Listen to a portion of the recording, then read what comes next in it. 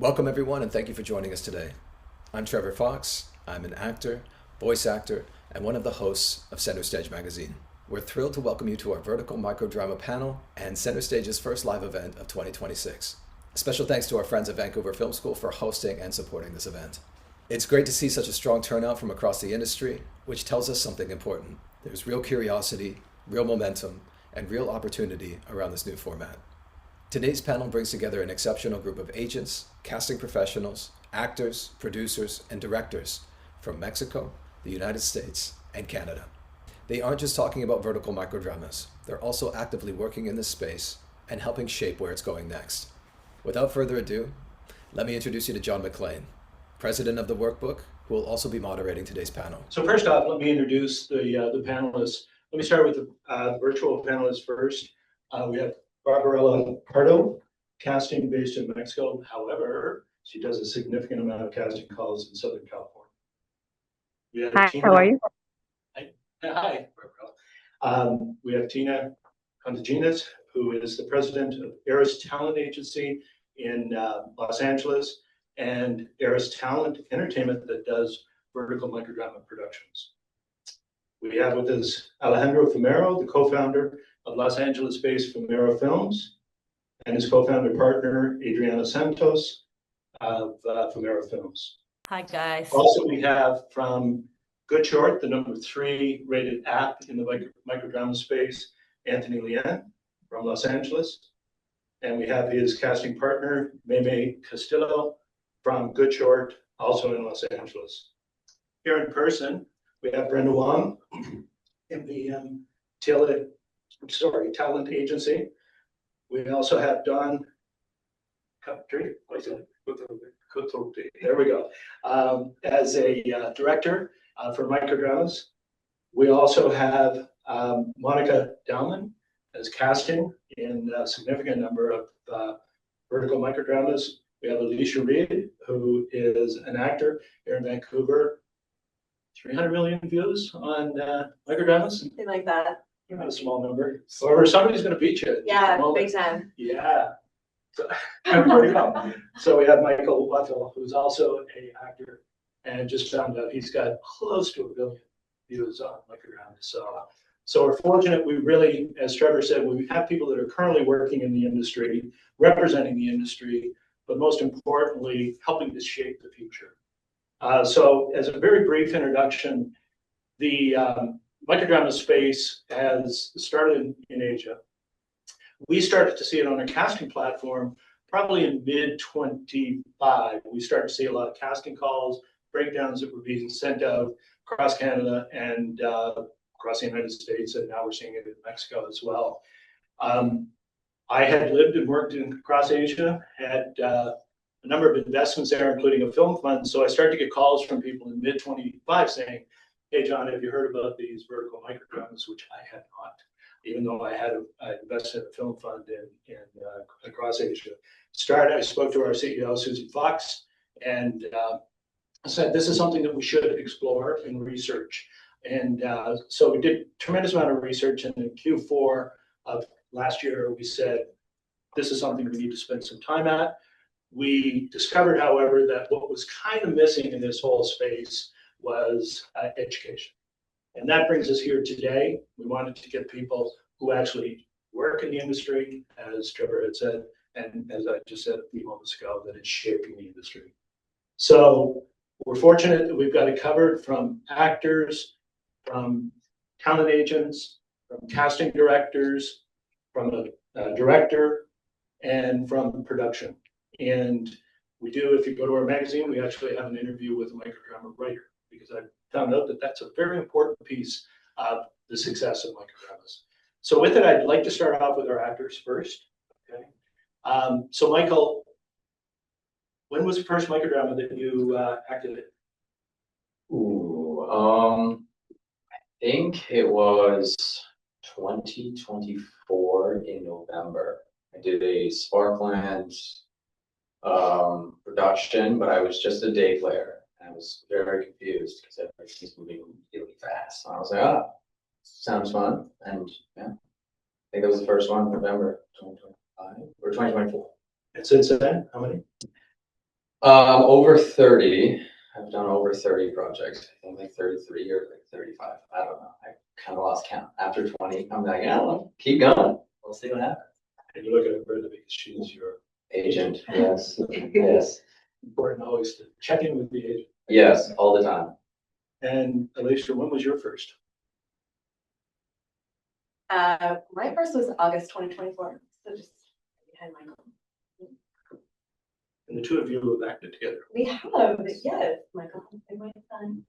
We were expertly directed actually by Cutrupi, so this was a nice little reunion for us. We haven't been together since. I was a great son. You were. I was a good mom. Yeah. Surprisingly, I usually play the villain. Yeah. There's a lot of villains in Microdramas that I found out. Yeah. So, Michael, what are the changes that you've seen since the first Microdrama you've done today? They started off when like early on, they wouldn't have intimacy coordinators or stunt coordinators a lot of the time. And if you've ever done a microdrama, you know there's a lot of stunts and a lot of intimacy. So beforehand, it was a lot more just they would go, well, see what you guys are comfortable with, go and have fun. And most people weren't okay with that. So now they almost every set I've gone on, there's an intimacy coordinator, stunt coordinator, and which is a great change of pace. And some of the scripts are actually getting a lot more engaging, where in the beginning they would be like the same script, rinse, repeat every time, same names too. But now they're getting, you know, more adaptive and they're actually changing the stories. Yeah, it's getting great. Alicia, what would you notice as the big difference? Well, I think the big difference now is that, to Michael's point, they are becoming a little bit more well-rounded. I think in the beginning we were seeing mostly scripts that were originating in Asia. Oftentimes, well, there were two types. There were the fluff ones to create filler for these libraries that needed that were constantly demanding new product, and then there were projects that were created to become what we call in vertical vernacular. We do have a vernacular, hit shows. And so those scripts were treated a little more carefully. They had bigger budgets. We were fortunate enough, I think, here in Vancouver to do many of those. But now we're seeing products that are broadcast quality, network level. Something that isn't new, but I think much more widespread now is that our crews tend to be quite seasoned. We have, crew who work on really big union sets that are oftentimes coming from service production here in Vancouver, or they're coming from these really big, film and TV sets in Los Angeles. We have Emmy award-winning crew and DPs from incredible shows, and so that I think has really affected change. Raise the level of it. Yeah. Fantastic. Okay, I'd like to bring the agents here in a moment. So let's go virtual first. Tina, I understand that you actually have created separate rosters now. I know rosters have been in place for film and television, for voice, for commercials and so on, but I understand now you have a roster dedicated to vertical microdrama actors. Is that correct? I do. I see Anthony smiling. Yes, we do. We started our dedicated vertical department officially in 2024 and have been slowly and methodically growing it because it's insane the amount of work there is. And it's great. And we've gotten to work with great people like Maymay and Anthony from Goodshorts. We love them. We've been working with them for just quite some time now, almost a couple of years, probably, or a couple of years. So, yeah. Great. Brenda, what are you seeing here in the British Columbia market? I see that it's blowing up. It is just like bang. It started, a year and a half, 2 years ago, and it was a little bit of the Wild West. I had to be really careful with things and ask a lot of questions. But I realized that, it's another form of media. And it can be similar to what we used to call a web series, and there are little things nuances that are the same. But I think it's a total separate category. And we, like Tina, you know, for me, we are a 90% union roster. So we only have 10% non-union, but there's such benefit, you know, to the non-union players. And well, you know, Michael's a businessman, okay? He's got a business side to him. I mean, he knew that if he got in on the ground floor with everybody, he would take off. And he got to raise his, you know, category of performance and his rate of pay, which then raises my 15%. So yeah, we're building it too. We're building it too. So if you're non-union in Vancouver, please apply. Okay, well, thank you. Tina, where do you see the most jobs coming from that you submit your talent to? Well, you know, the whole thing with having union talent and then switching over to non-union, that's a really big thing because initially these were our developing talent that were just a small group and we didn't have a lot of work for them. And so now, obviously, in the vertical space, there's, you know, we really focus on the people that we know, the platforms that are the most reputable. So we submit primarily to the lead roles and then the large supporting roles as well, just because our clients, most of them have been in it for so long. So they've earned their way to those top spots. But what we're also seeing is now we're able to get them into a lot of other projects. So we just had some today called in for a soap opera, called in for leads of TV shows. We had one of them book a big movie with Cameron Diaz. So we're seeing these non-union people now getting traction and a chance in Hollywood, whereas, you know, 2 years ago, they wouldn't have had a shot. Well, I say to a lot of people, it's interesting if you look at the 70s soaps from that time and how many of those actors are now A-list actors. So they got to practice their skill. They got to practice the acting muscle and have an opportunity to really have those breakout opportunities for it. So let's move on from there to casting. Casting is always something that's near and dear to the workbook heart because that's something that really was key to success when Susan started this business a few years ago. I'll just say a few years ago. How's that? All right, so, and what's interesting is this has become a very global business. I was surprised how many LinkedIn invites I received out of Africa since we started to promote this, and how many LinkedIn invites I've received through Latin America, through Europe, through the UK. So clearly this is a growing market, but a very big market for us at the Workbook is our Latin market, and particularly in Mexico. Barbara, I know you do a lot of casting looking for talent out of Southern California, but I've seen a few where you've done in Mexico. Can you talk about kind of how the vertical microdrama space is developing in the Mexican market? It's growing very fast. Vertical microdramas move much faster in Mexico because there's a lot of actors that, you know, saw soap operas, and they kind of when you do vertical microdramas, you need to do full acting, but very quick. So it grew for actors very fast. And are many of those actors coming out of the telenovelas? Yeah, a lot of actors that I've been working with in Mexico usually come from TV because the actors that do movies or national actors tend to, you know, choose to do movies instead of, you know, film, instead of verticals. But now some actors are asking me to just invite them to the castings. So it's growing pretty fast. Nice. And Maymay, as I understand it, you were kind of one of the first casting professionals at Goodshort in Los Angeles and have had a significant amount of experience casting talent onto Goodshort productions. And when did you start doing that out of the Los Angeles market? I actually started to get into verticals early 2023. That was the very beginning of when verticals were start popping up everywhere.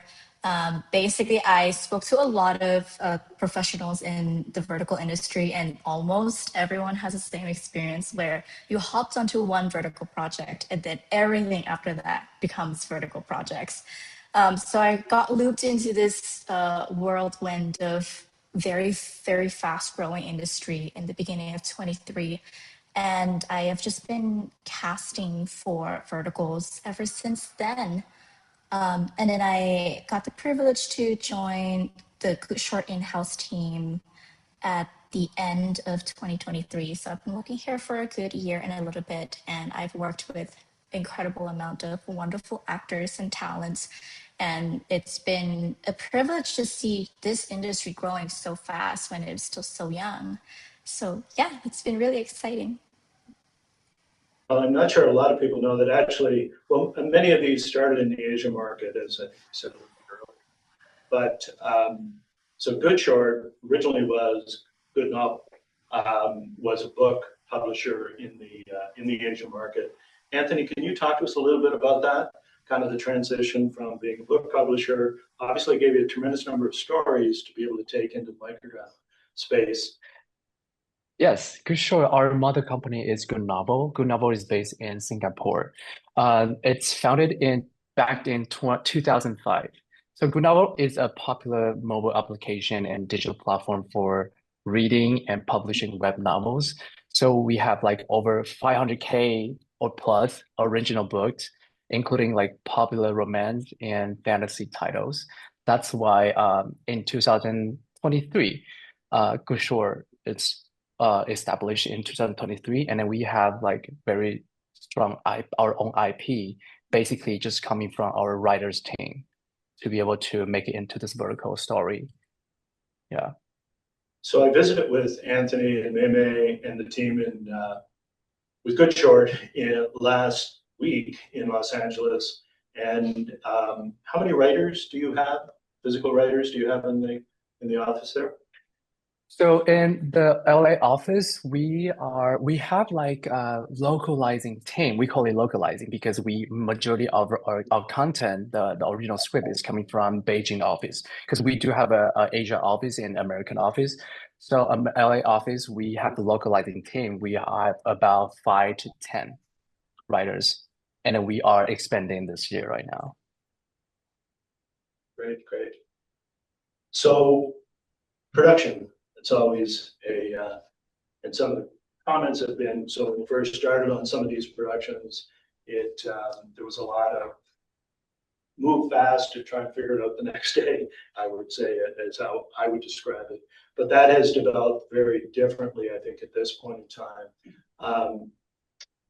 Alejandro and Adriana, can you talk about your journey with Fumero Films and why you started it and what the kind of the growth plan is with Fumero, who's based in Los Angeles but does Spanish productions? Yes. Thank you for having us. Just really resume of our journey. We started 2 years ago. So we have produced pretty much all the original content for Shorts app, which is a French app. And our experience with them has been like really, really great because we start building with them from zero. We start learning a lot through the process. So basically they give us kind of like a full access creatively, if that makes sense. So we in a way start growing with them with the app, with all our inputs, and also like understanding and learning through the process what this industry is, because as all of you guys have been chatting, we came from traditional and this is not traditional. I feel that this is something that is still growing. We're still learning from it. And I mean, of course, a lot of our influence are from Asia. So we study a lot but then you understand that also different apps are looking for something specific in the way that they tell their own stories. So that's just a part of the resume, but then Alejandro can share a little bit more. I mean, I think I agree with her. You know, we started working with the Shorts app, and now we're working with different apps, and we are starting to realize that each app has like its own goal, correct? And I think one of the main things related to that was to understanding um, when the proposal came to start working on this project was to understand that this is not TV, this is not film, this is Vertical is as its own thing, and was to understand how we can adapt what we understood from before to the new way of producing, respecting the rules and uh, budgets and all the logistics in order to respect like the business model and the creative needs that this space requires. So I think that's more on the production side, I guess. And according to the app you're working, it can be very different, right? Like in terms of even the lighting that they might ask for and the narratives they ask for and the pace in the editing. So a lot of those things also they affect our, you know, production schedule when we produce, you know, because some apps might be like, we don't want to shoot more than 9 pages a day. And some apps are like, we need to shoot 17, 18 pages in one day, right? And that will change your whole structure. That will change your whole look. That will change your whole dynamic. So little things like that will come up, and we always have to deal with it. At the end of the day, is how can we deliver this the best that we can, So how would your production schedule lay out from pre-production, production, post-production from a timeline perspective? Well, I think in our case, we have been very blessed that usually they call us as a one-stop shop. So usually we start collaborating with the app from the very beginning, and they start, even when in the outline phase or almost picking the idea apart, right? And then, they kind of keep us informed. Sometimes we're very involved in that pre-production aspect. Sometimes they just will tell us we want to do this script at this time. So the way we talk usually with Adri, I feel like if your leads are locked and you have an idea of locations and what like that special sauce of the project is locked down, then all of the pieces kind of fall into place, right? I'm gonna give you an example. Like we've done projects like we did like something that will come up that's sort of a musical. So dance is the quality, right? So how can we work around dance, right? Or how can we work around a horse show? Then another thing will happen, right? But at the end of the day, the main ingredient is like that romance quality or that relationship between like the leads, right? So it's finding those leads, locations, and the special sauce, I guess, in pre-production. And I think you can probably continue. Yeah, I do want to add, I mean, like if we talk about like timeline, I think in overall perspective, from the idea to the delivery, it could be like 4 months, because I mean, obviously the script takes um like 2 to 3 months to be done. Once the script is done, we start with our pre-pro with our pre-production, which is a month, and then we do all our post-production process. So then it's kind of like 4 to 5 months total. Um, Another part that is important is that when we kind of receive outlines or ideas that depend on the client, as I said, or on the app, if they want us our input, sometimes we bring directors in earlier stage, as Alejandro said, every like team, it's different, like every protocol is different, so you don't know what it's aligned. So luckily we already have a roster of directors that we know, okay, this director is perfect for this, it will follow this pace, it will follow this. So we cast directors first. We cast our leads as well. Once we are all set, as Alejandro said, locations, and then we continue with the whole flow. Great. We mentioned casting. So Monika, I have to say, I think you were the one that was posting on our platform that got me started on this back in 25, got me interested in what was happening. And I know you will cast both verticals and still film and television. how would you describe the two differences there from a casting perspective? Thanks for having me, by the way. Thanks to everyone for being here. I entered this vertical microdrama industry in, I think it was March 2023. But before that, I've been casting traditional film and TV for about 6 years or so. And I think the first thing I want to share is that vertical microdrama is, it's really a tech industry. It does, of course, align with traditional film and TV, but to a point of the speaker earlier, it's not exactly the same.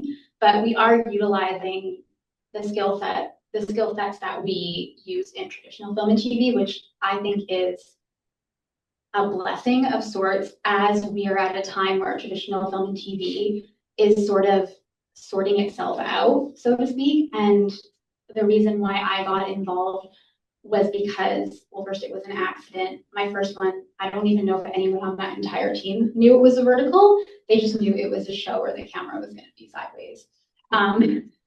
But I stayed involved because there was a lot of controversy, but I knew that at the core of this medium, there's no reason for it to be controversial. There's no reason for it to be unsafe or unethical. And it has been a very tricky time for all filmmakers. And this does give them an opportunity, whether you're a crew or cast, to use the skills that you are passionate about and that you care about while the industry sorts it out. And the actors like Michael, for example, you know, we're not really supposed to know anyone's age as a casting director, but I would say that Michael is in the demographic of actor that may have started acting in his late teens or started an interest in, you know, early 20s. And if you do the math on that, that means that he started at a time where it was probably the most difficult time to become an actor.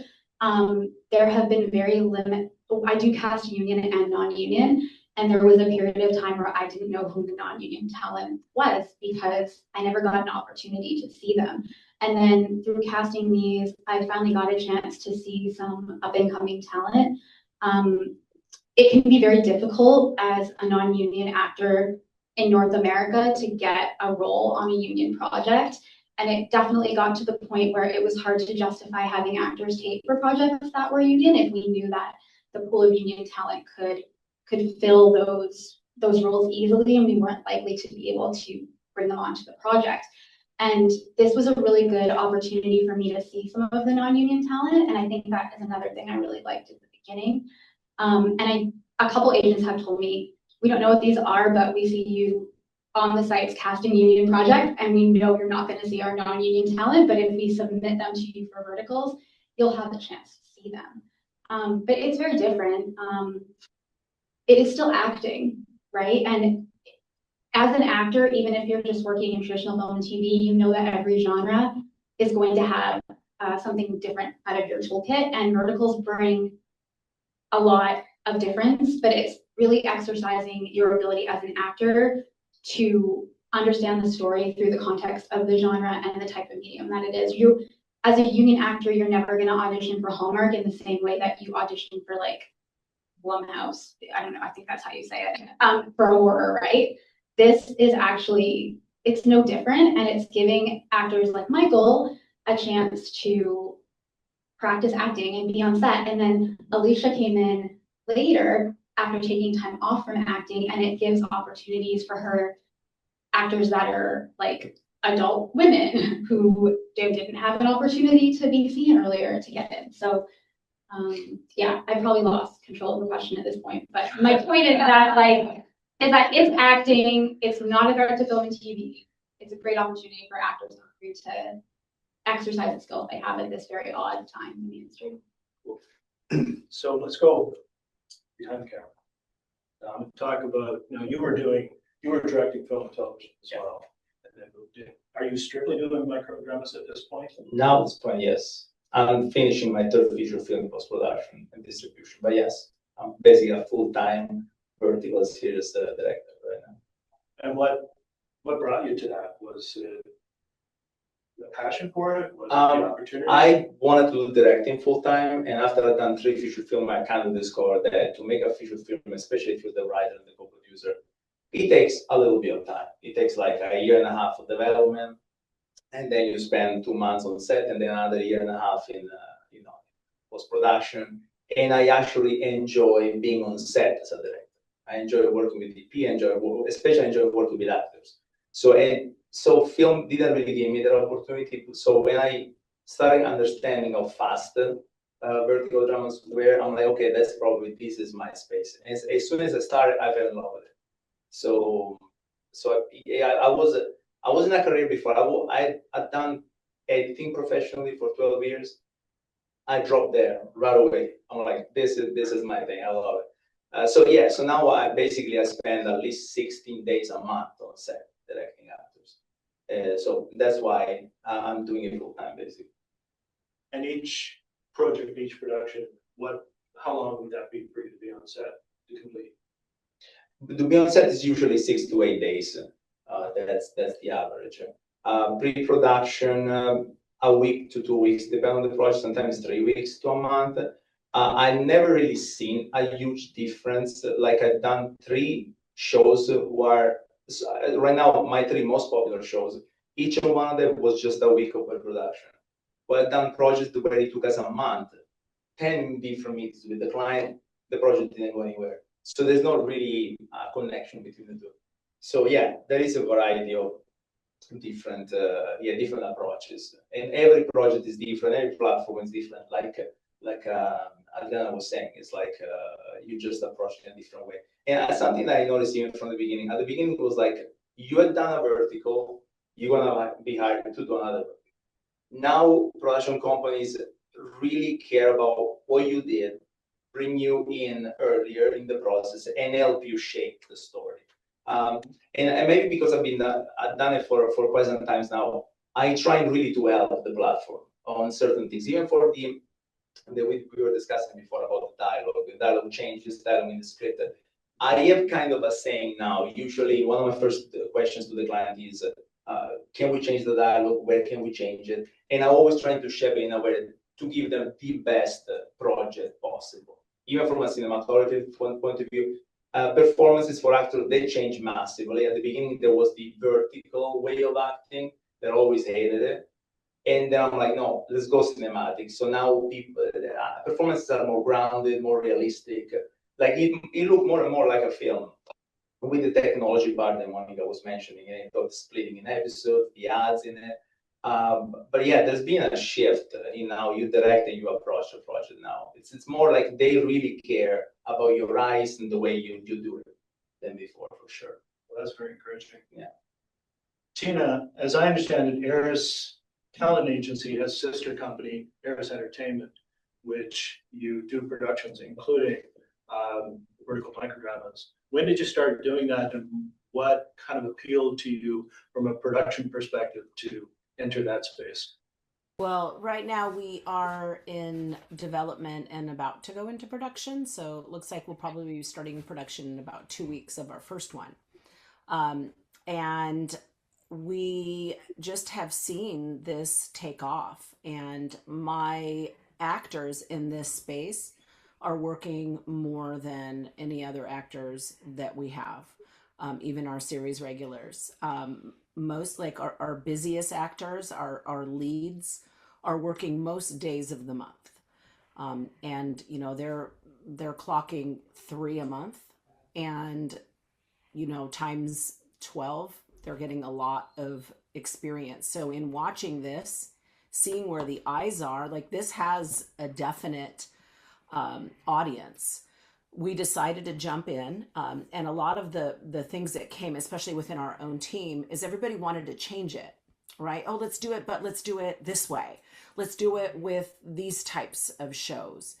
And that has been something that we've debated, but as we've talked more and more to the apps, like we're sticking with that same genre. I mean, it's like, you have these soap operas during the day, and we can come in and say, oh, I want to change that soap opera and make it a thriller. But you're going to lose the audience that is tuning in to watch that soap opera. So you have to stay true to it. So that's part of what we wanted to do, is we wanted to jump in and tweak it just a little bit, like make these, characters a little more interesting, not doing the same stories with different names like we all see.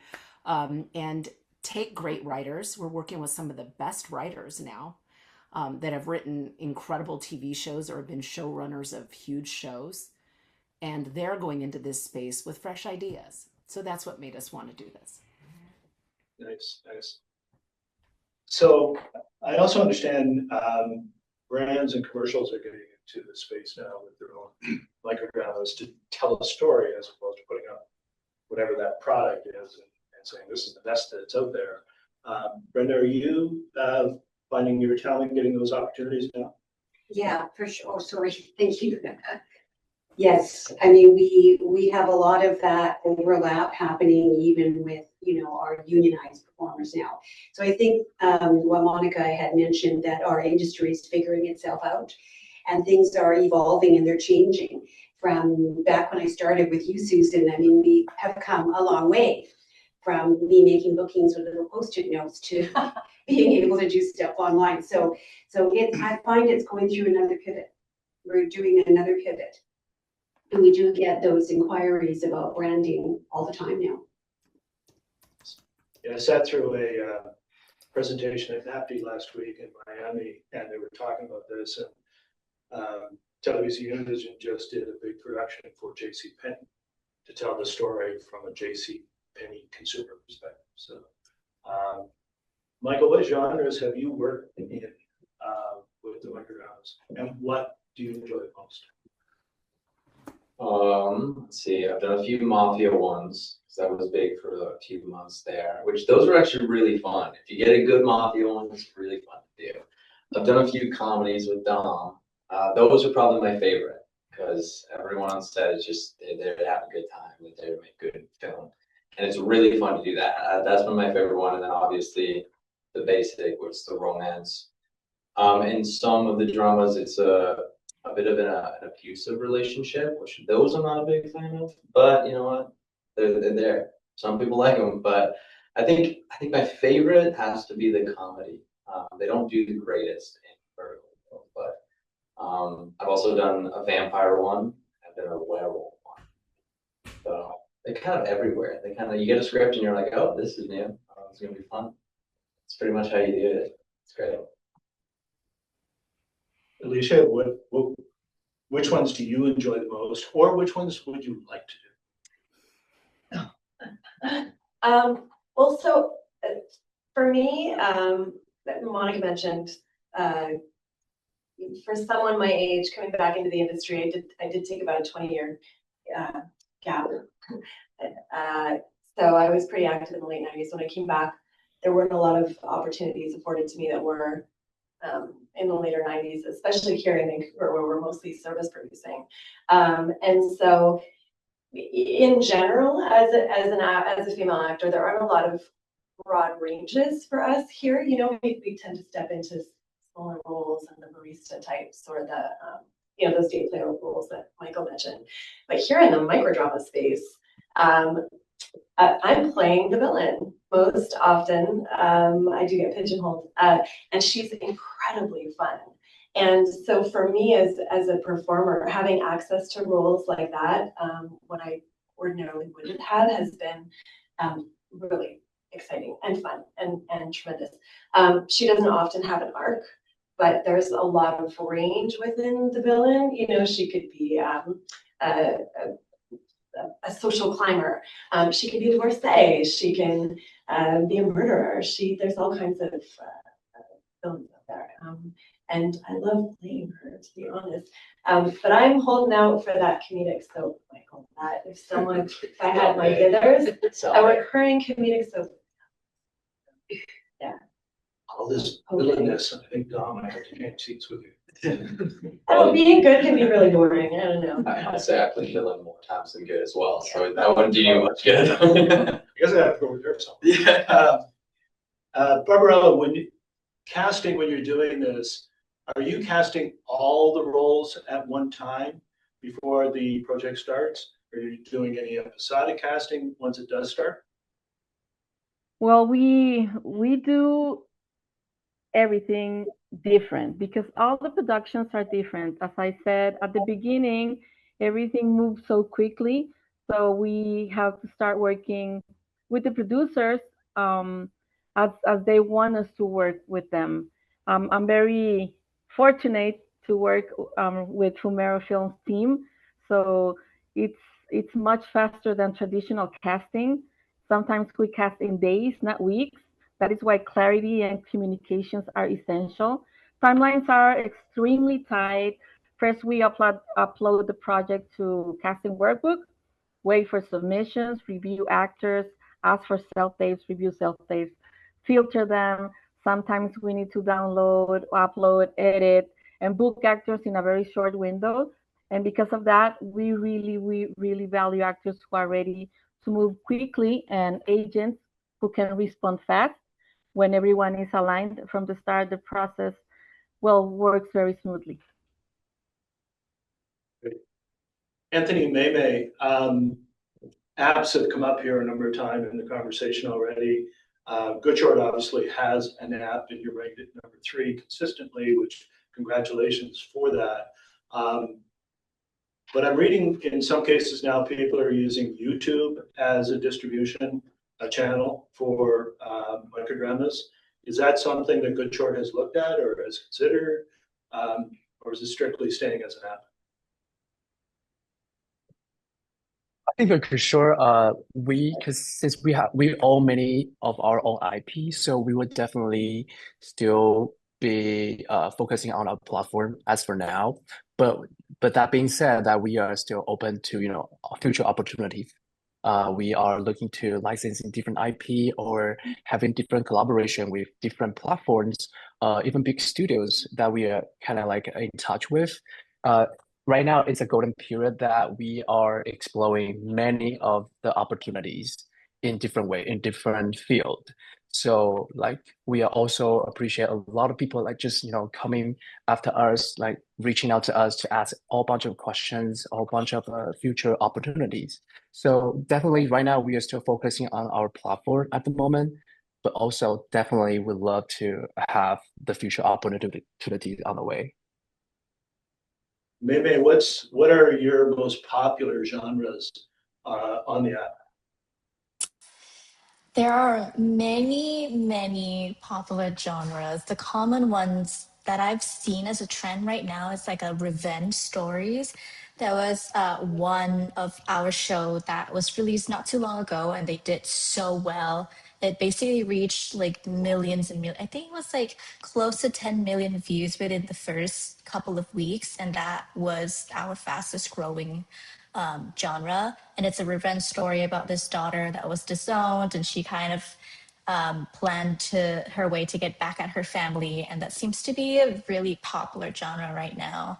There are also a couple of newer genres that have been popping up, including like sports.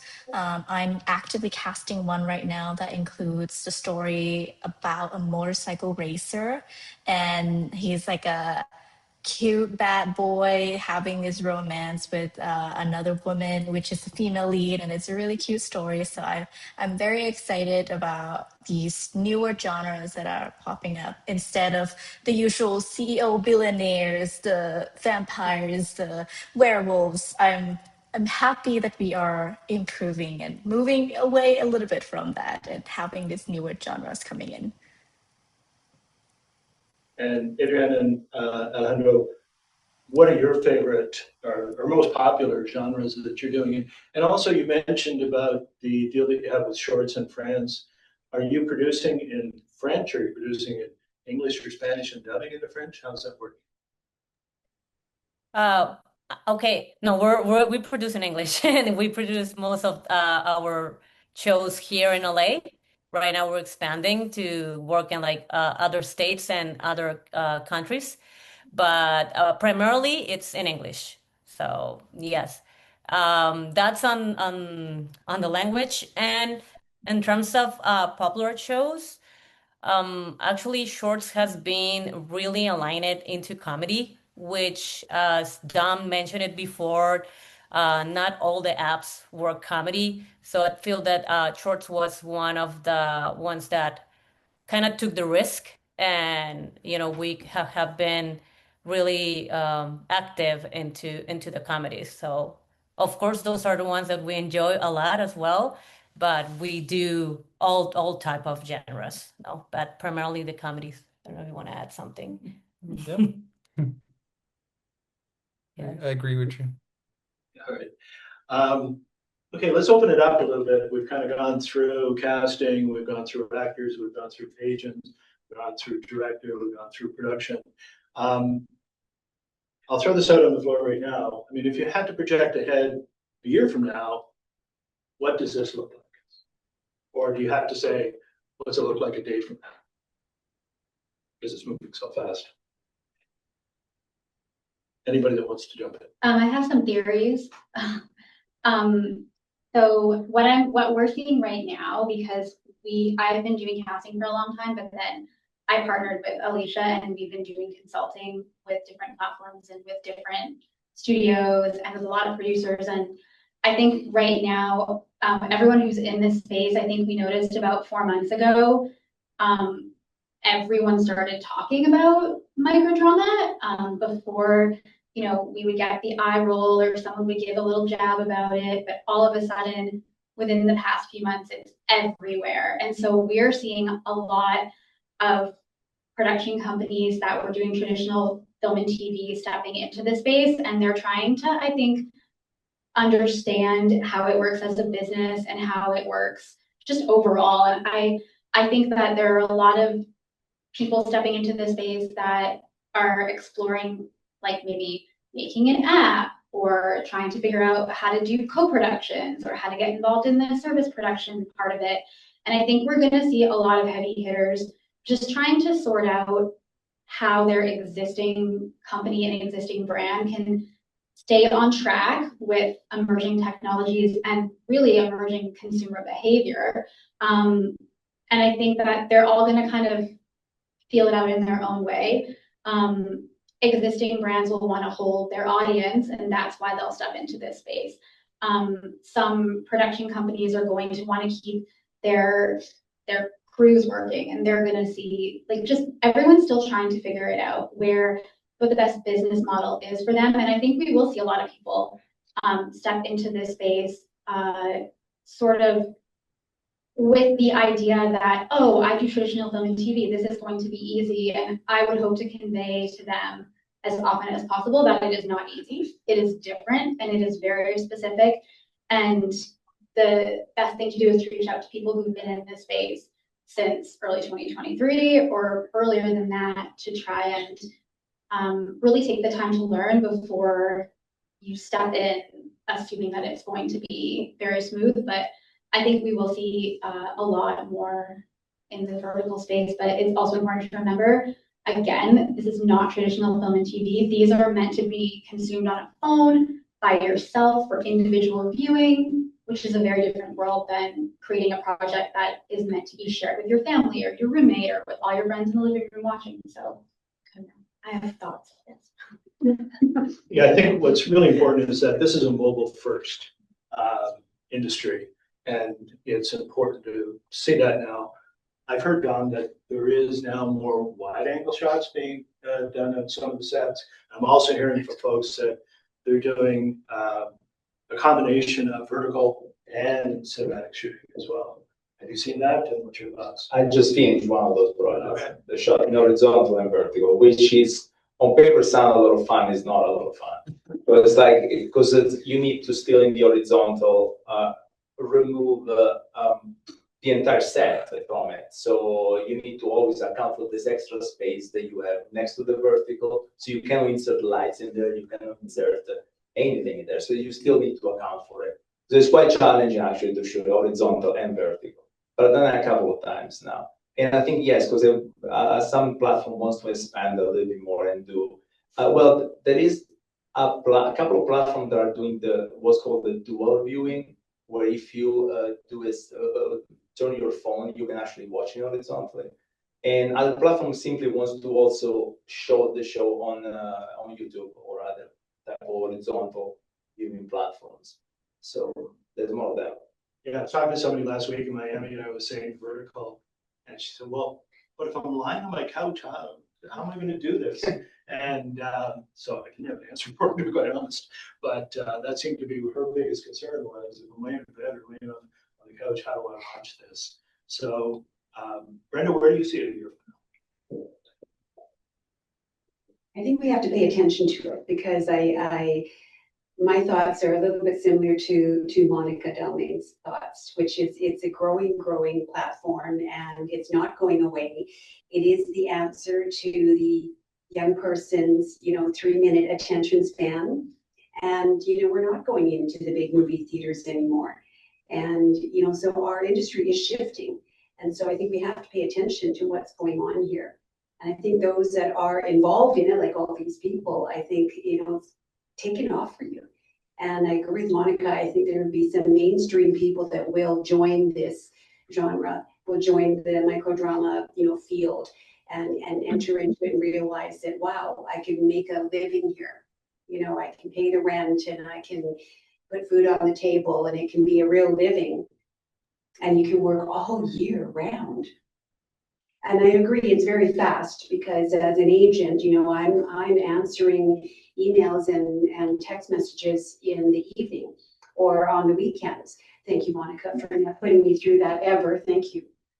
She's a very considerate casting director. But I worked all through Christmas. It's like hiatus, what? There wasn't a hiatus. If I wanted to book my people, and my people want to work.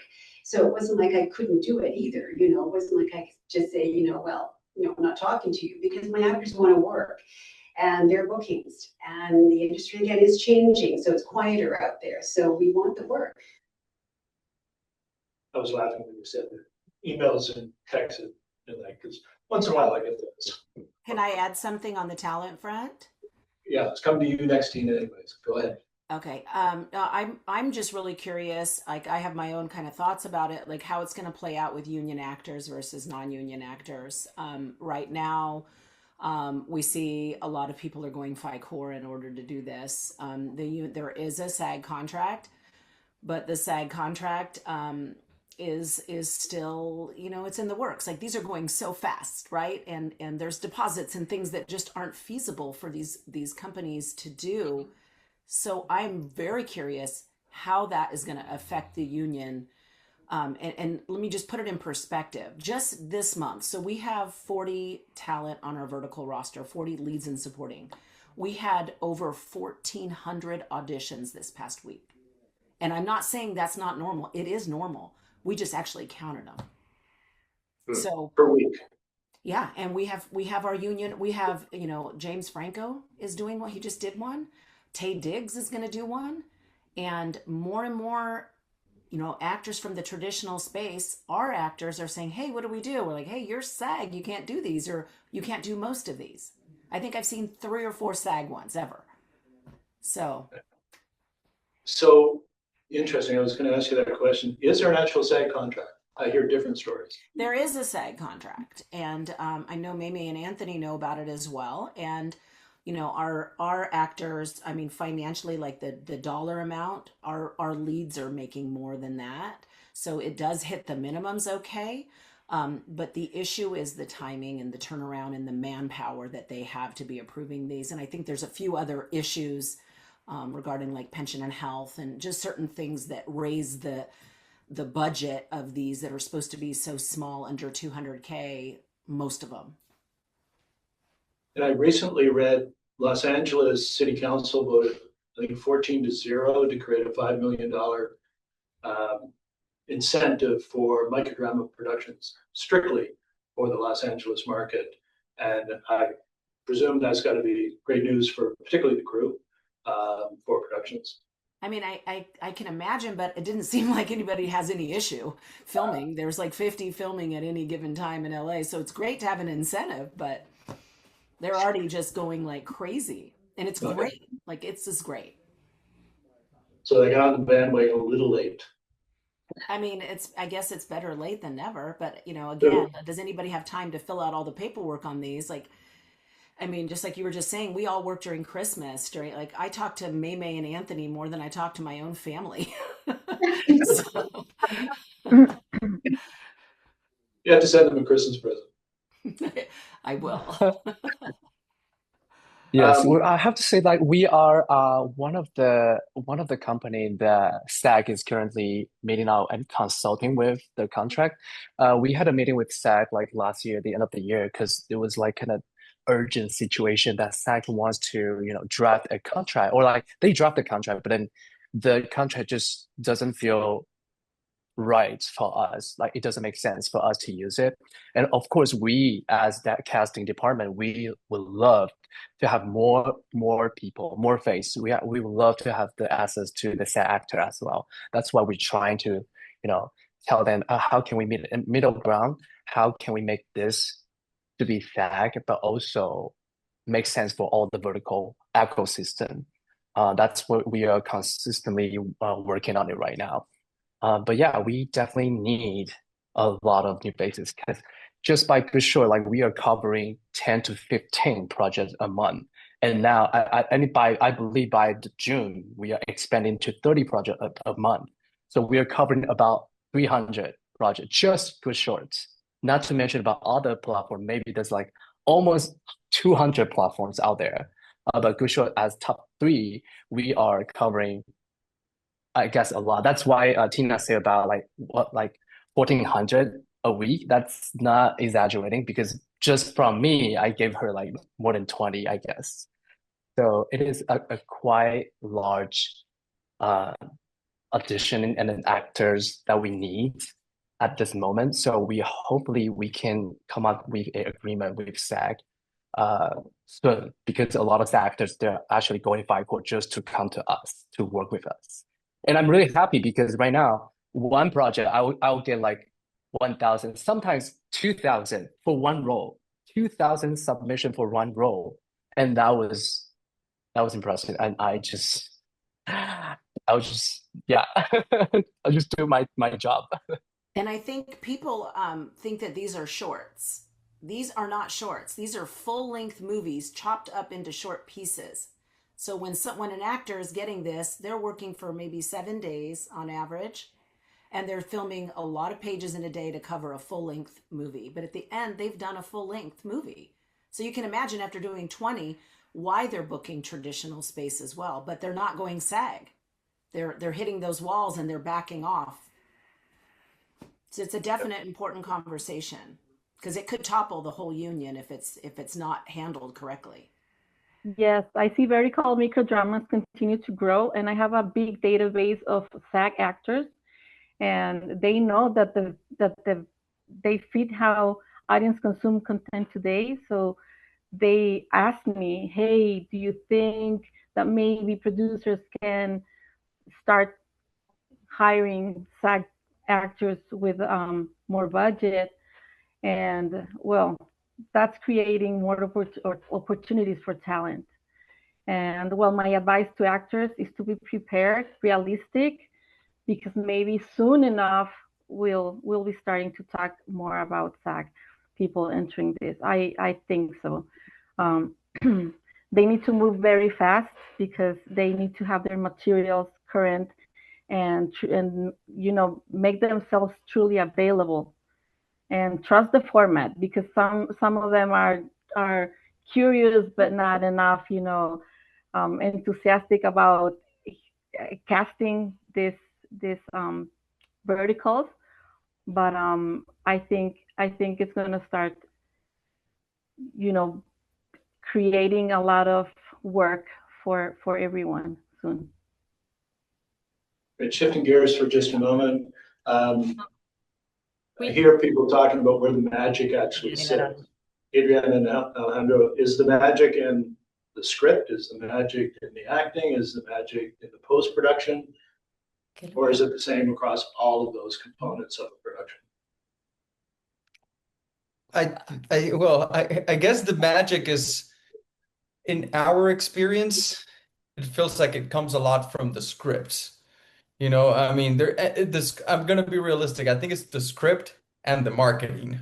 I mean, to be honest, in our experience, it's the script and the marketing, also understanding pace and again, tones of each one of the apps. And our goal, I think, is understanding audience more than anything, So script is a huge element of this. That's what I think.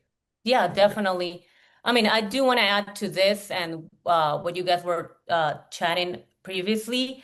I feel that the best way to see this is that this grow up by like by their own in a way, you know.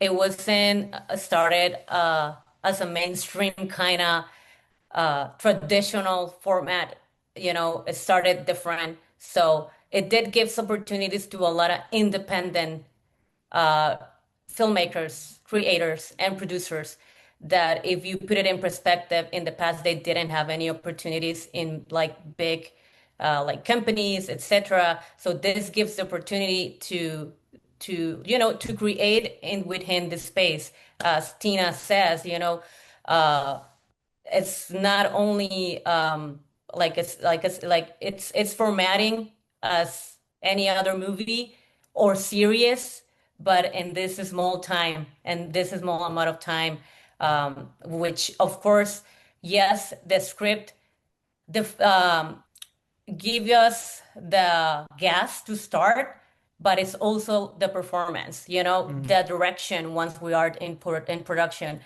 In post-production, what are the things that we decide, you know? And it's also in our end, it also has been always like a risk. Let's try this different to see if it's gonna work, if it's gonna be a good results.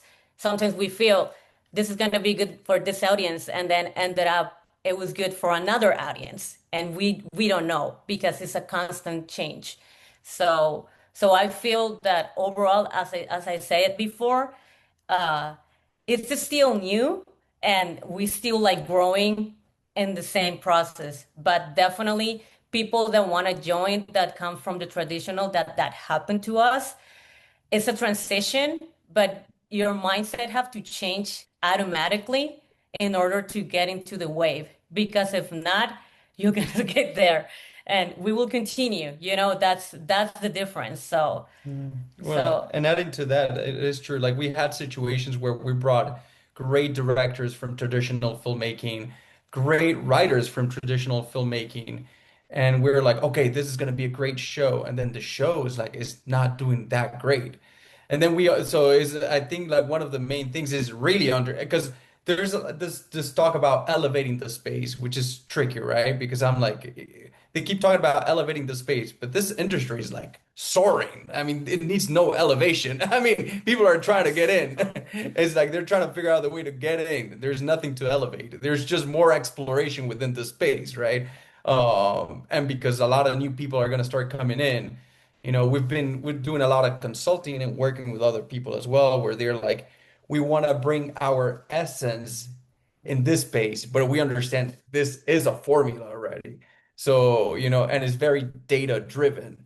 So it's already working the space. The whole thing is understanding the space and honoring the space and working from the space, right? So if you're coming, I guess that's a big example, scripts, acting, everything. But if you're coming from all traditional Hollywood, not thinking that because you understand filmmaking, you're gonna change the space and you're gonna do this crazy thing because it's gonna slap you in the face. It's gonna be more like, hey, take the time to study the space, take the time to understand this, and then like maybe you find something a little bit new within that. But you know, I think changes will happen when you understand the rules first, and then you can sort of break them. But yeah, the rules have been written. I mean, this wheel has been Absolutely. invented, you know, so that's it. Absolutely.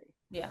You mentioned data, and Monika, you mentioned technology, and those of you that know me, looking over there, that I'm a kind of a data nerd at times, and that kind of excited me when I started to look at this and understanding kind of how that the impact on the audience. And it's not only the cliffhangers, it's not only you know, leading up to that point of that when you hit the paywall, you really have good cliffhanger at that point. But understanding, and I really got excited when I found out the reason the power law curve, which I studied in college, I forgot I did, and really, it seems to me, as you both say, Monika, with technology and Alejandro on the data, that's so critically important to the distribution and the monetization of this. But I'd like to ask your comments as well. We're seeing the big guys getting into this now. I mean, Fox invested in Holy Water last year. I guess Microdrama is their distribution. And then they just did 3 big rounds of investment from private equity groups. You saw Cineverse create Microco. They brought in some pretty heavy hitters to be the president and head of content. Conference that I was at last week, President Microco was on the panel. The panel was the head of content from Telemundo, the head of content from Televisa Univision, and Televisa Univision said, we're going to do 100 projects this year, and we're going to do 300 next year. And he said it with such conviction that I walked away believing it. But he also talked about on set to be able to move it quickly. And he was talking about shooting a lot of these on an iPhone 16. Seen that, or seen more of the traditional thing? I've seen both. I've seen the iPhone 16. I've seen the Alexa Mini. At the end, most production now shoot with a Sony FX6. You need to keep it compact. You can afford to have a crew of 20 people just to handle a camera. So you need to keep it always compacted. I don't know what's going to happen with cameras, but shooting in an iPhone 16, I don't think it's going to be the next step to this. We're gonna trying to always increase the quality of it, but still keeping it within the confinement that Alejandro was talking about. The format is there. We understand it. We know how to approach it. We're just going to probably increase the quality from a cinematic point of view, especially because now I think the more North America watch this, the more they want to see the same kind of quality in the performances, in the visual. So, but still maintaining that structure that is vertical. Is the vertical structure from the screen point of view, from technology point of view. I don't think it's gonna be. This is just my opinion. I don't think it's gonna be going to shooting with a phone. I don't think so. Alicia, do you see actors that you're speaking with making that move from the vertical microdramas onto more traditional film television? Are they making that leap? People that you're seeing and talking to in your consulting business with Monika as well, but just your cohorts that you spend time with. Yeah, absolutely. Right now, the space has been, I think, especially wonderful for younger male presenting actors. I think Michael could speak to that. But certainly there are some, I mean, we have a new little celebrity system here too, right? This is a new system with a new skill set.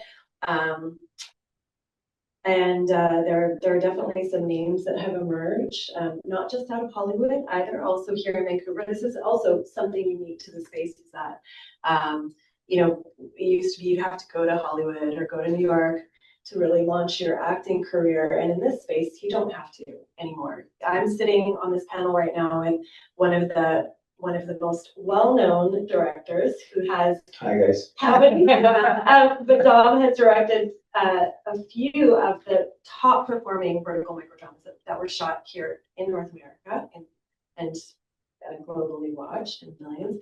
Michael is an emerging celebrity actor. Out of Los Angeles, we have a couple of names. Noah Fernley, you could speak better to this, Monika's casting, but Noah Fernley, Casey Esser, and we of course have some female leads as well that are emerging, and they've made the leap to network shows. Yeah, absolutely. And then they go back to verticals. They go back to verticals. Like Noah Fernley is back doing verticals. And we had this big debate in our office. They're like, oh, now Noah Fernley booked this Ryan Murphy show. He's done doing verticals. And I was like, no, he's not. Because he is a star in verticals. And there are real stars here.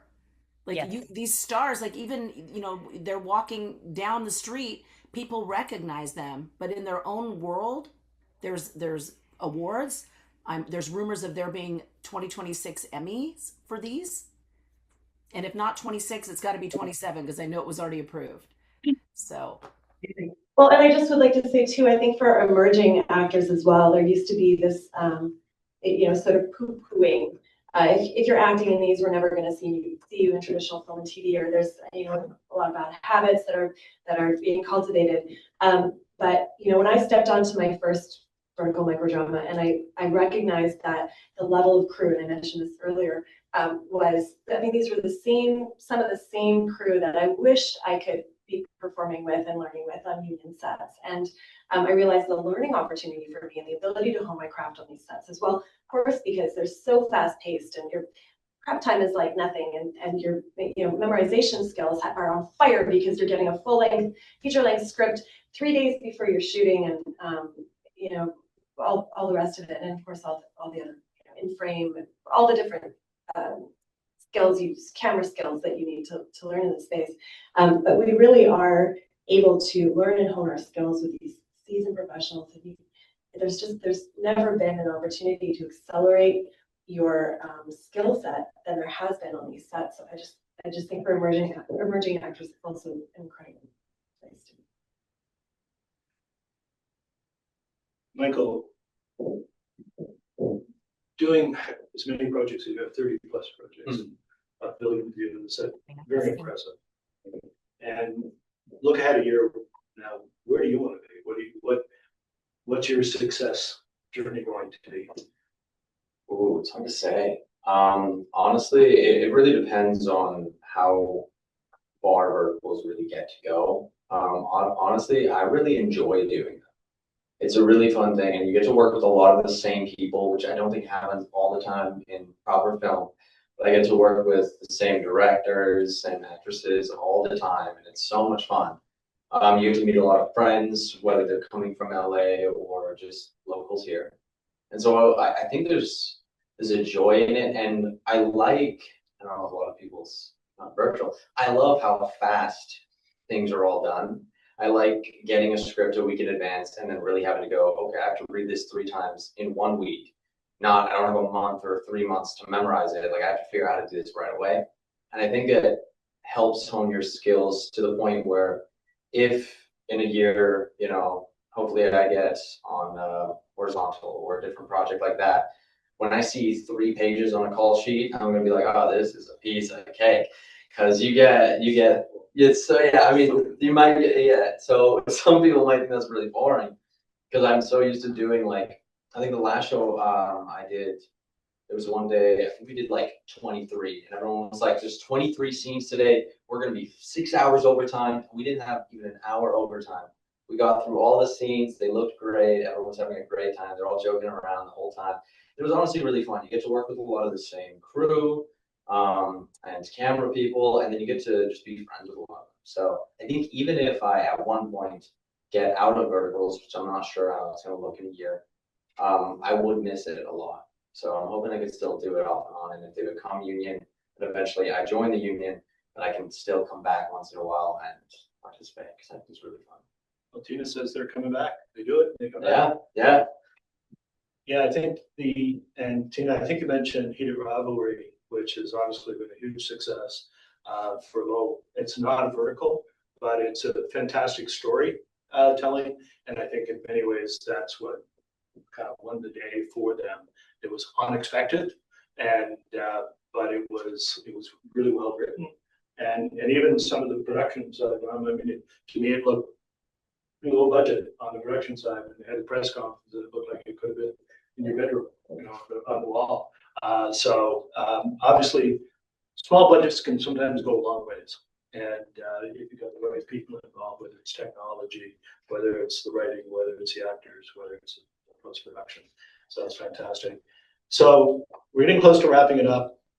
For those of you that have put questions in the channel, we have all your questions. We wanted to spend some really time we saw this as an education series more than anything else, and we wanted to hear from all of you about your experiences, where you are, where you see it going, and we will come back to those that have put the questions in the channel. But I'd like to wrap it up, if I can, and just kind of go around the horn with your one comment that you think is so relevant for people to know that are either in the space wanting to grow, or those that are on here right now that are not in the space but are very interested in potentially being actor or director, getting into production or getting into casting. So if I can start, maybe Anthony, can you lead us off? Muted. You're muted, Anthony. Sorry. Actually, a lot of people ask me the same question, like, "Hey, Anthony, how can I get into this vertical world? How can I, what's the best way to jump into it?" I would just say for actors, like, I recommend you because right now is a golden period for verticals. A lot of company, a lot of platforms from nowhere want to do the same thing. So there's no quality control of the production that you experience. So I definitely recommend the first actors that never worked on the verticals, find a name one, like find a like Goodshort. I'm not saying Goodshort is like the best, but find someone some platform that you heard about it, and give it a shot. Just play with it, and then be simple. Just submit your material. Make sure your headshot's clean. Make sure your headshot's clear. Are you submitting for a villain? Are you submitting for the man lead, which is like innocent, like happy face? Don't overthink it about a performance. Just be on set. Get to know people. Getting to know people involved. People will word of mouth and recommend you.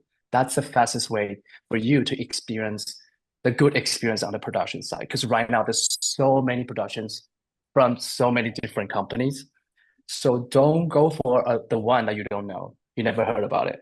Go for the name one to make sure you have the fully experience, like real, legit experience on verticals. And then you will start liking it. You'll know what's going on. Because if you choose the wrong one, you might just like, no, I'm not going to do vertical anymore. I don't want to touch this anymore. I heard so many stories of that. So for the first timer, I recommend you to, just submit yourself to the known platform, the known production, the actor friends who recommend you. Like, you just go for it and don't hesitate. Don't overthink it. And reach out to us whenever you have a question. Thanks, Anthony. Tina, what would be your one thing? I would just say that these got a bad reputation very early on, and all of us are not sitting here talking about it because we're wrong or because they're bad. There's a whole other side that represents really what these are, and I would say take your time and do some research, read, and just like Anthony said, watch them, understand how they work, understand the acting if you're getting involved in the acting, understand the writing. You could be the world's greatest writer, and you've got to know how to write these and how to act for these, and that's it. Thank you. Don, what would you say? But yeah, because they had a bad reputation, I would say just talk to the expert. This is now an industry that had the experts, the seasoned actors, seasoned directors, people who are popular in the space. Just don't listen to people who have a friend of a friend who was a day player on a show and had a bad experience. So go and read on Reddit something that happened 2 years ago. Just talk to the expert, the one that actually doing, to see if you actually like to be part of this. And maybe if you have the opportunity, come and visit set once in a while, just to see how this perform. It's a lot of fun. These are a lot of fun to make. So it's really sad that they had a bad reputation, and it was a far west at the very beginning, because it's a great industry to be part of. Cool. Can't wait for anybody to go on your set. Oh, anytime. Cool. Maymay, how would you describe your one big thing? Yeah, I can give advice. The one thing that I would say or recommend for people who's looking into getting into the vertical industry. In terms of casting, my one advice would be don't be afraid to give 110%, especially when I'm casting, when I'm looking for talents. I'm looking for someone who has the gravitas to have the believability when they're auditioning, no matter that's the lead role, the major supportings or supportings. I'm looking for someone who can be dramatic, almost a little over the top sometimes, because these episode goes on so quickly. It's only like a 1 to 2 minutes per episode, and I'm looking for someone who can catch the audience attention just like that as soon as possible. So I'd say don't be afraid when you're auditioning to give 110%, be a little dramatic sometimes, have fun with it. And that is what I look for. And in terms of the overall production, because I've been on so many of these sets, it's an incredible crash course boot camp in terms of production. You get to see so quickly, and you get to learn so quickly how many departments are there when you're on set.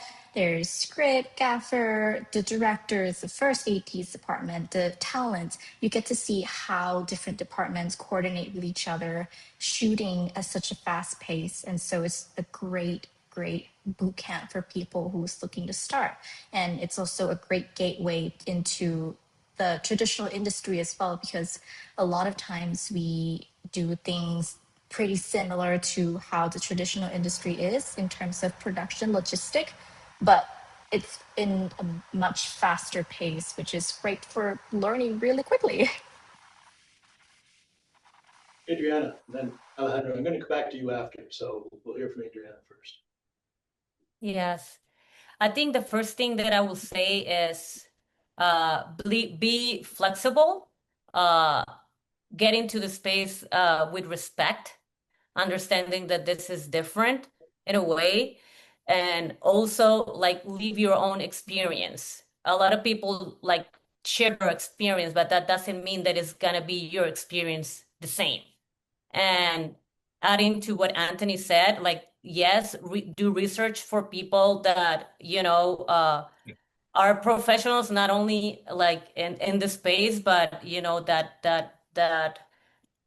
that respect the space in a way. So you can get a good sense of like what this is, and also one other thing is research, like research of like watching, because if you're gonna be acting, if you're gonna be producing creative in this space, you have to understand what you're gonna be working at, so you also enjoy it. Alicia, what one big takeaway here? One big takeaway. So I have to say two things. I would just echo that especially for individuals who haven't watched these, a lot of the naysaying tends to be from people who actually haven't watched these. But if you're familiar with a telenovela, you're going to know what this is right away. It's nothing new. It's just the packaging it is. But go to an app, Goodshort, and watch what's trending. And I dare you to get 5 episodes in and not still be watching, because everyone, the formula is so good. It's so proven. You'll understand it as soon as you're in. So, and the other thing I would just say is that this is not replacing film and television. It couldn't possibly replace film and television, but it is running alongside of it, and it isn't going to go away, and it's because of the formula. And so understanding that math is really important, evident. So, yeah. What would be your big one? Well, with an agent hat on, I can say that it helps me develop my non-union performers, and it gives them the opportunity to as what Manny was saying, I mean, it is boot camp. And if you're chewing down a script that's like Hallmark for like, days, I mean, you're getting paid to train. It is just unbelievable what an actor can learn from that. And I believe, Michael, you did just read for a series regular, like a legit unionized series regular. And that's, I think, from all the hard work that you've done in that development. So I think as an agent, there's a lot of ways that we can utilize it to level a performer up. So, if you haven't looked at a microdrama, try it. You actually might like it, and you might get hooked. Yes. Barbarella, what would be your big one for us? My advice would be to do as many castings as you can, learn the format, understand the timeline and the expectations, and then once you see how fast and professional these productions are, you'll be fine. my advice to actors as a casting director is to be prepared and realistic. As I said, move very fast, make sure your materials are current and that you're truly available because, well, when we need you, we need you. Trust the format and don't overthink it, as Anthony was saying. Read the breakdown carefully and send everything together from the start so we don't lose time requesting missing materials. That usually includes a photo, a recent photo, slate, self-tape, measurements, contact information, city of residence. And something that is also very important for us is that you learn how to record and export self-tapes that are professional, but not heavy to export and to download or upload. And if the specs or rates don't work for you, it's better not to apply because production might not be able to negotiate higher rates because they have a closed budget. And well, that's my advice. Ooh, just a few things. Obviously, from an actor standpoint, honestly, some of the big ones is have fun because it's a fun experience. Be kind to everyone because everyone's very close and very connected. So if you're not a fun person to work with, everyone's gonna know. And they're gonna know the first week. Is that also know your stuff. Treat the work you get, even if it's a vertical, how you do anything is how you do everything. So treat it as if it's your biggest role you'll ever have, and people are going to thank you because of the fast turnover rate. There's nothing worse than everyone's knowing their stuff, except for that one person that was like, oh, I got the script the other day. I don't know any of my lines. It's never fun. So, and the biggest thing for me is, like they were saying, it's like a training ground. There's no other set you're allowed to watch how everyone's doing everything. The amount of times I've just sat by the monitor watching with Dom, I'm like, yeah, that looks good. You wouldn't be able to do that on a proper, like a big time set, and like you get to know all the camera crew and all these the gaffers, the crafty, everyone. They're all great people. So it is a training ground. It's really fun, and you get to learn so much. So. Yeah, I would echo that. One of the partners in our business, Taylor, and I went to a set recently, and I got a chance to look over the shoulder and ask people questions when they broke, and everybody was so friendly and nice about it.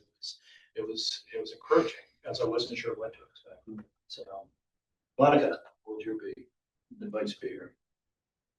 I guess my best advice would be that this is, in fact, a $7 billion industry that is poised to double next year. And it's very important that you approach this industry recognizing the expertise and experience of everyone who has been making it this wonderful industry that it is. So I think they're just, this is advice for actors, but also for producers, is that you need to think very carefully about how you talk about this industry and how you approach professionals in this industry. Listening to Fumero talk in particular, I feel like I totally get what they're saying, like the subtext of it, because we are daily approached by people who have done a lot of very impressive traditional film and TV work.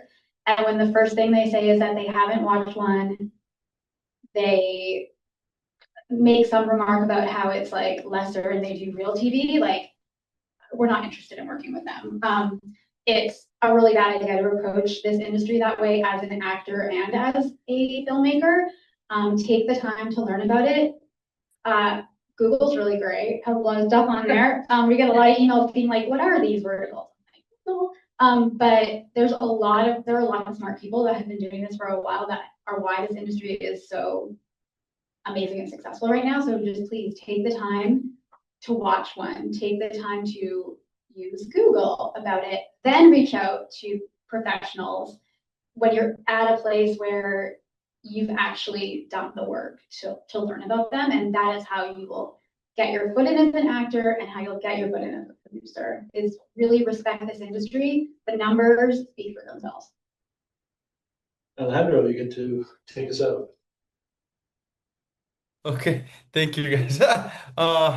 I guess one of the things I can say about this, I don't know. The other day I saw an interview or like small clips, right? How our brains are like already wired to see 1 minute clips, right? So I saw 1 minute clips somewhere on the internet about Matt Damon talking about his new film and how Netflix was forcing them to repeat the plot 6 and 7 times and add the production value in the front of the film, right? So, I mean, that's Netflix we're talking about, right? Like these companies and these streaming services, it feels like everything is going to look more at the pace we work, the verticals. So I guess my advice will be to really pay attention to this, especially we're living more and more on our phones. Just to always keep in mind that is still storytelling at the end of the day.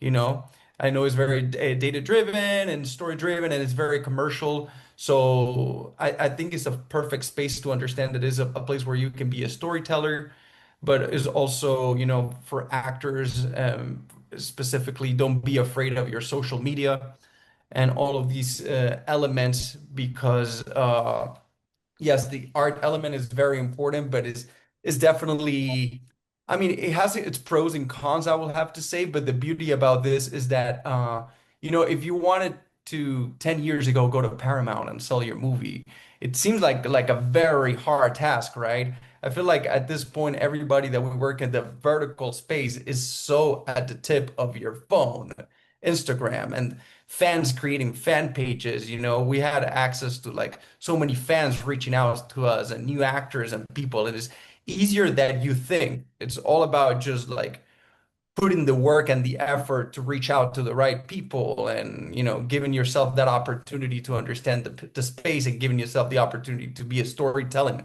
stellar in this space as a producer, as a director, as an actor.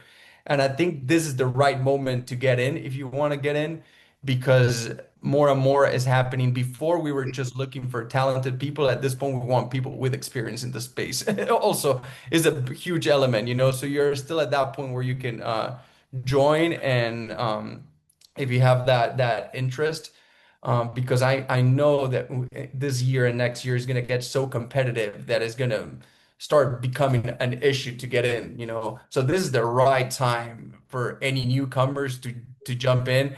And we know people, like we know one guy we're talking, because as you can guys see, like you see this in like, you know, happening in English, but now they're going to start doing it in Spanish and they're going to start doing it in Portuguese, and it's going to start developing in who knows how many languages, right?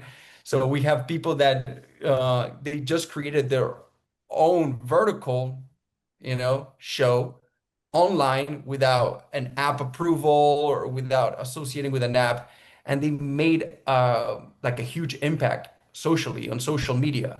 And thanks to that, now they're talking to apps about doing a show, right?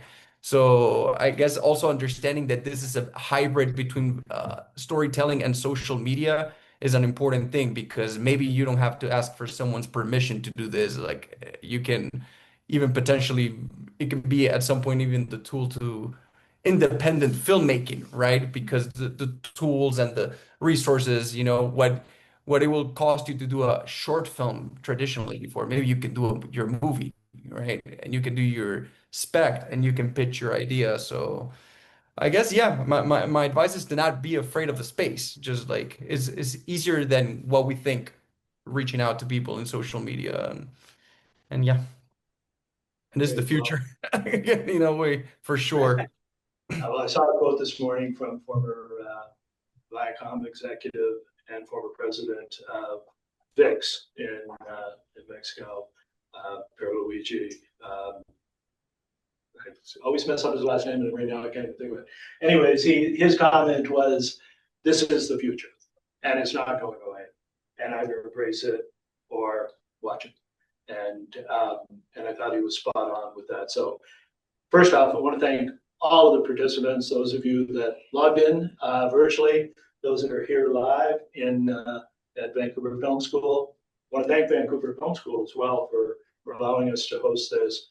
Also want to thank all of my partners at theWorkbook. Everybody works so hard day in, day out. We wear multiple hats like all of you do, and we're passionate about helping the industry, especially our founder CEO, Susan Fox. She taught me that about passion for this industry, and it's something that all of us at the workbook kind of strive for on a daily basis. So it's been a ethos that's really important to Susan, and therefore very important to all of us as we work at the workbook. So thank you for all of that. And Trevor's going to take us out. As we close this event, our goal at Center Stage is simple: to educate, entertain, connect, and amplify the voices of professionals working across both traditional and emerging media. Today is just the beginning of that conversation. Thank you again to our panelists, our partners, and everyone who joined us live and virtually around the world. We appreciate your time, your curiosity, and your willingness to explore what's next. Have a great rest of your day, and we look forward to continuing this conversation with you.